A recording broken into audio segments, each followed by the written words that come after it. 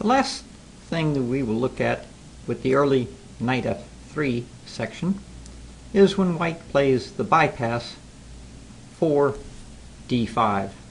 Let's take a look. d4, g6 for example, e4, bishop g7, knight f3, c5, chipping away, and we've already covered d takes c5, and we've already covered a lot with knight c3. But d5. Of course, this establishes white on the light squares in the center, but it does open up for the sniper bishop. d6, knight c3, and now after knight f6, play pretty much is in a Schmidt-Benoni. That is, a Benoni where white has not moved his c-pawn. White now has two very classical approaches. There's bishop to b5, considered to be the high-class finesse maneuver, forcing black to decide which piece he wants to interpose, and there's the long-time, tried-and-true classical approach with bishop e2, simply preparing a castle, and bishop f4, rook e1, and mass all the pieces behind the white center and space advantage. On knight f6, bishop b5 check, knight at f to d7, we will take a look at the feature game Grandmaster Ivan Sokolov versus Super Grandmaster, World Champion Challenger Veselin Topov. This was played in Netherlands, 2006. Here, black showed a beautiful game of how to handle the bishops in the late middle game. There's also, after knight f6, bishop to b5, knight at b to d7, quote, a fairly obvious move, but not necessarily played so often, and my training partner and I, Ron Wilkins, have worked up a very, very special method of play that seeks to offer very good initiative against unprepared players. In fact, I've even witnessed Ron absolutely crush grandmasters on ICC with this system. So we'll take a look at that. Then, after knight f6, bishop to e2, here black has a large number of setups. The key game, when you're looking at a complicated middle game, is to find two really fantastic grandmasters. And here we're going to look at Grandmaster Robert Hübner versus Grandmaster Vasily Ivanchuk from Germany, 1997. Absolute classic game in showing a lot of the ideas for both sides. In that game, Ivanchuk sets up with b6, bishop b7, knight a7 to c6, knight a6 to c7, and an early e6, rook e8, and so forth. Very similar to that game is a game Johannes van Meel versus Grandmaster Julian Hodgson, played 6 years later. We will also look at a very nice example of an exchange sacrifice with Jürgen Kiem versus Jacek Gdański from Germany, 2008. Beautiful game, black won in 26 moves. And there's a game Istvan Almasi versus Grandmaster Konstantin Lerner, Austria, 2001. There, black played a very interesting idea with knight at f to d7 and an early f5 going for counterplay. In addition, we will look at Camarena Gimenez versus Grandmaster and sniper specialist Vladimir Malikov from the Spain Rapids tournament in 2006. There, with a very nice tactic and very classic play, Malikov won a piece in about 21 moves. And the last game in that section we will look at is Joost Berkevens versus Sergei Kasparov. That's right, not Gary Kasparov, but Sergei Kasparov from Norway, 2003. Black won this game. Again, he played knight e8 and then f5 in the early stages of the middle game, and very, very interesting game with a beautiful finish. So that pretty much covers that. On knight f6, bishop e2, there's also bishop to g4, highly recommended by Grandmaster Roman Djindjinhashvili. The idea there is that you give up your bishop for this knight if allowed, then you play knight bd7, sometimes knight e8 to c7, go for b5, and the point is, once you eliminate this knight, it becomes very difficult for white to execute the e5 advance. And then last, going back, there's a new idea. After d5, d6, knight c3, if you don't want to play the Benoni with black, and you want to play something with a little original flavor, my friend Ron Wilkins has played bishop c3, bc3, and then knight f6. We call this kind of the sniper benoni gingy Indian. Many of the principles in this are very, very similar to the gingy Indian. The difference is, of course, the pawn is back and not up on c4. This gives white the option to play c4 and bishop e2. However, some of the themes are the same as we've seen before. The knight from c3 no longer helps to control these two pawns. The black pieces also find squares and activity on the queen side. And, like in the gingy Indian and other variations, the black dark squares are a bit weak. But nonetheless, we'll look at a few games. Grandmaster lost with white to Ron Wilkins in about 26 moves, and we'll look at a game where one of my other students also gave this a whirl against a master. And one more little bit of originality. When white goes knight f3, bishop g7, knight c3, c5, and you get this type of benoni, where white has not put the pawn on e4 yet. Here, Wilkins has also tried bishop c3, bc3, and then f5. Again, a bit of a pseudo-benoni, if you will. If the white pawn on c2 were up on c4, this would actually be a direct transposition into the gingy Indian. So, again, the pawn being back makes some small differences, but a lot of the features and strategical ideas are still very similar.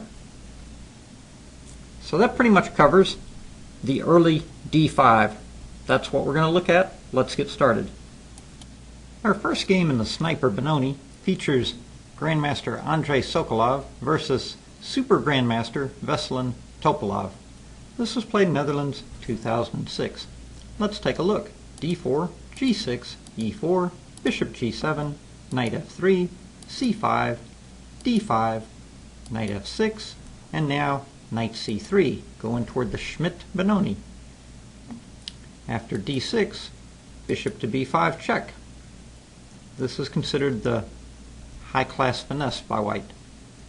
Topov, interestingly enough, plays knight at f to d7, and after a6, he immediately goes after the bishop with knight a6.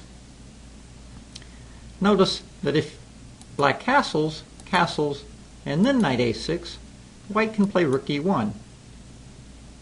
This lines up the rook to support the e5 break, and on knight c7 can retreat his bishop very safely with bishop back to f1.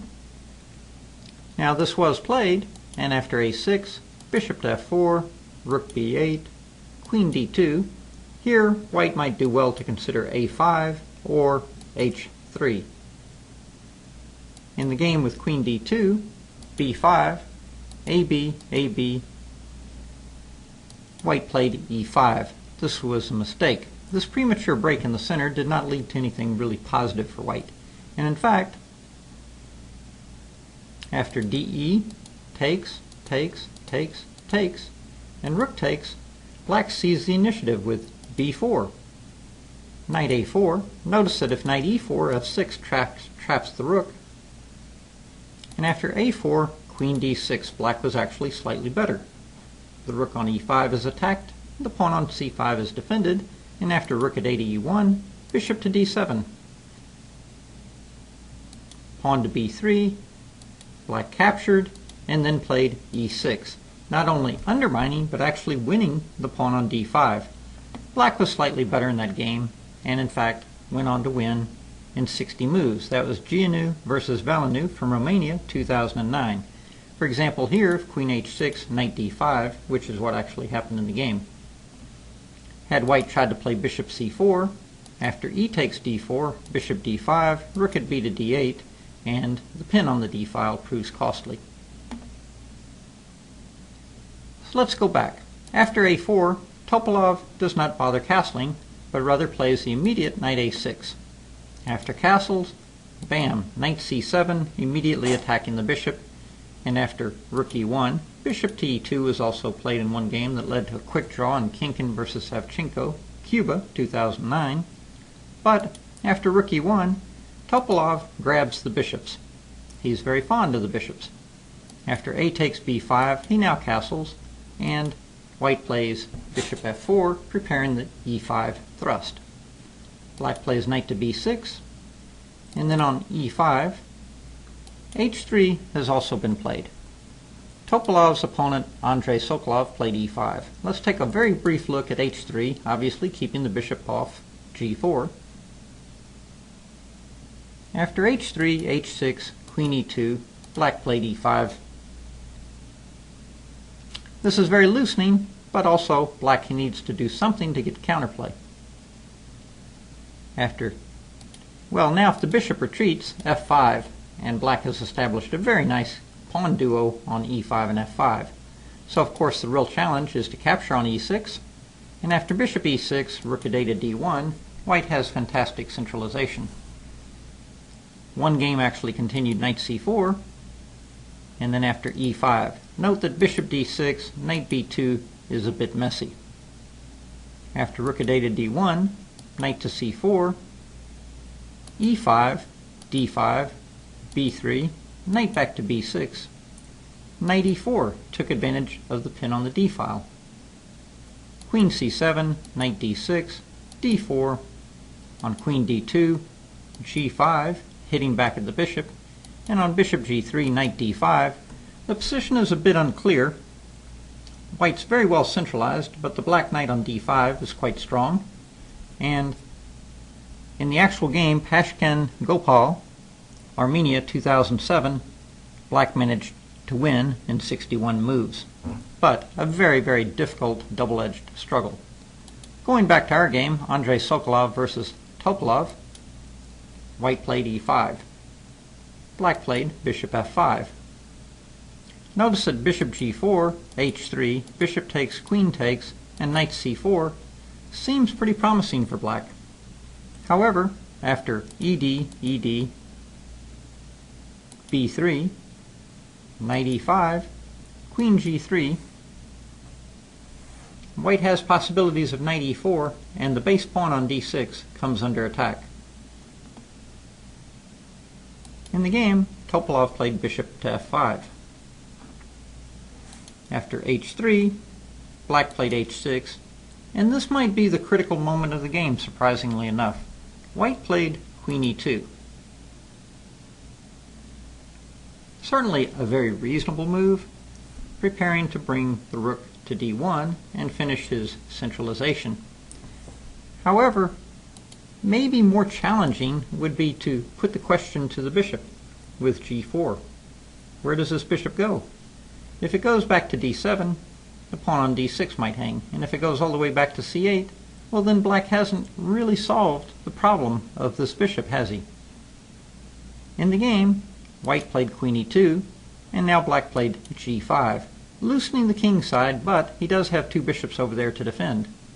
After bishop g3, queen d7, h4, black played the very, very nice, very deep f6. A very strange move considering that he has a bishop on g7, blocking in the sniper bishop. However, time and time again we see this move f6 is a key, even critical, sniper resource. This forces white to do something about the pawn. In the game, white locked it up with e6, but now queen e8. After knight h2, bishop to g6, black's ready to move his f-pawn forward, and the sniper bishop will leap to life. White played f4. Black played bishop h5, and on queen d3, captured on f4, bishop f4, and queen g6. Slowly we see Topov unraveling the black position. After knight f1, f5, and voila! Suddenly the sniper bishop springs to life. And note black also has possibilities down the g-file. King h2, queen g4. In fact, white decided he'd better trade queens before it got too serious.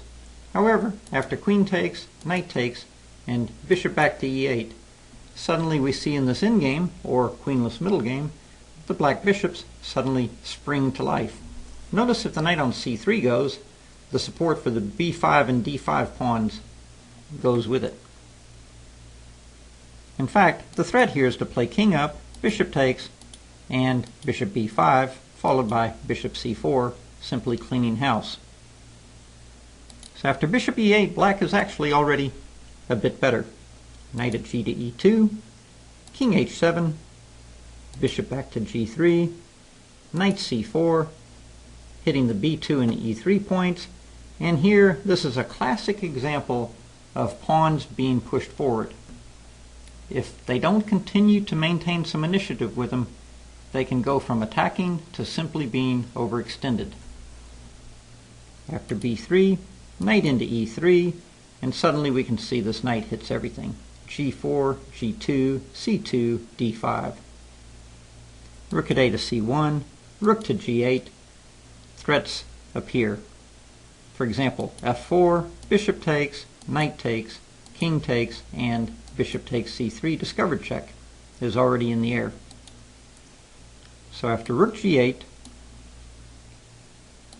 white could find nothing better than knight d1, meekly surrendering the pawn on d5, and after c4, the knight reroutes and threatens to visit d3 with a fork.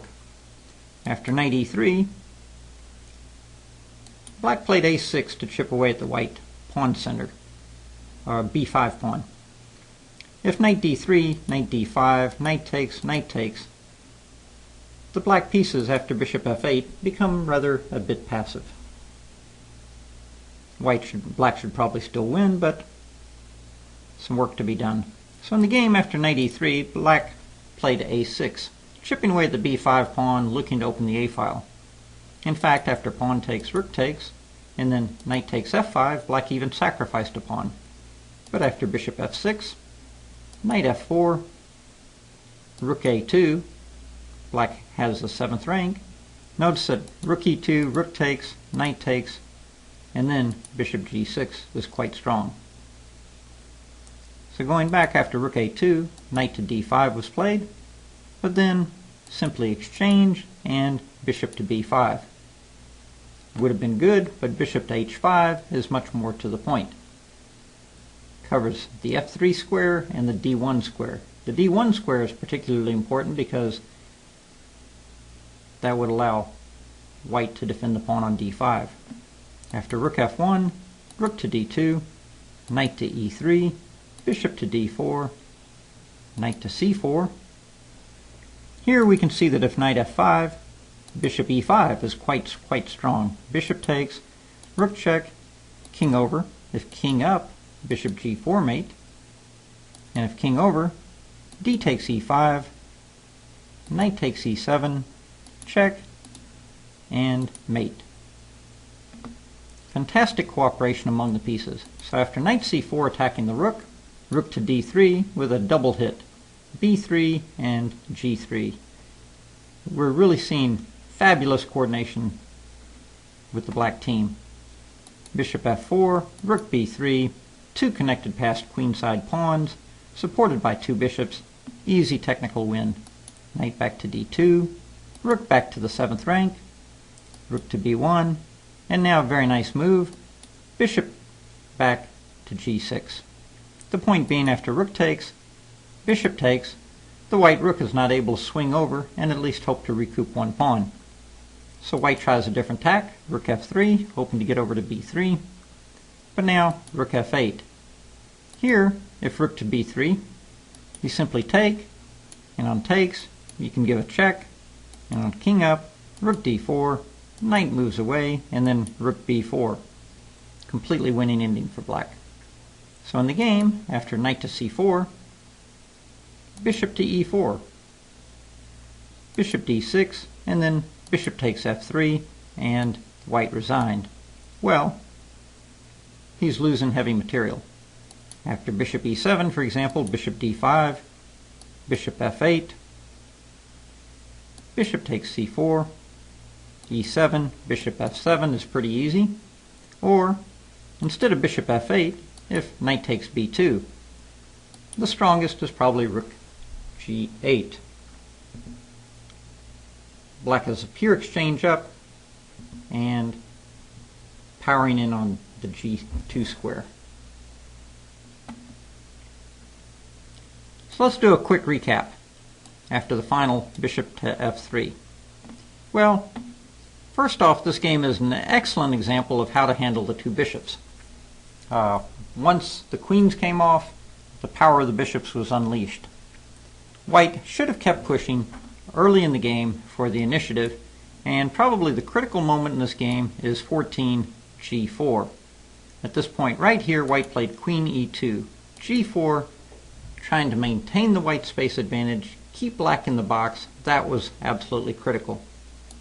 I think it's very important to note how black played in this game later when he played g5, gaining space on the king side, creating a retreat for his bishop, and later in this position when he played the amazing f6. Very few people would allow the pawn to wedge in on him with e6. However, queen e8 and the long-term possibilities for the black bishop pair did indeed carry the day. A very, very dynamic, very interesting game by Veselin Topov against a very strong grandmaster.